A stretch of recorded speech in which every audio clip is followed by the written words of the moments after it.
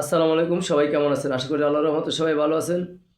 আমি বাংলাদেশের সমস্ত আলেমদেরকে বলবো, কখনো কোনো আলেম যেন কোনো ওয়াজের মঞ্চে কোনো আলেমকে নিয়ে যেন উল্টাপাল্টা কোনো বক্তব্য না দেয়। আমার কথাটা স্পষ্টভাবে বলি আমি, কোনো আলেম যেন কখনো কোনো আলেম, আমি কোনো আলেমের নাম বলবো না, অনেক আলেমের নাম আমি জানি, আর তারা ওয়াজের মঞ্চে উঠেই উল্টাপাল্টা এর নামে দুই নাম, এক আলেম আরেক আলেমের নামে বদনাম শুরু করে। এটা যেন না হয়। আজ থেকে সমস্ত আলেমরা, কোনো আলেম যেন কোনো আলেমের নামে উল্টাপাল্টা বদনাম বা উল্টাপাল্টা বক্তব্য যেন না দেওয়া হয়।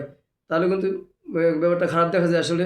তাহলে দেশের মানুষ আসলে তাহলে যারা মানে যারা আছে, যারা বিধর্মী আছে বা যারা এই আলেমদেরকে ভালোবাসে না, তারা উস্কানি পায়। তারা মানে এটা মানে তারা অন্যরকম ফিল করে।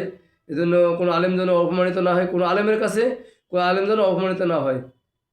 আল্লাহ তাআলা সবাইকে সঠিক বুঝ দান করুক। সমস্ত আলেমদেরকে আল্লাহ তাআলা ঐক্যবদ্ধ থাকার তৌফিক দান করুক। আমিন।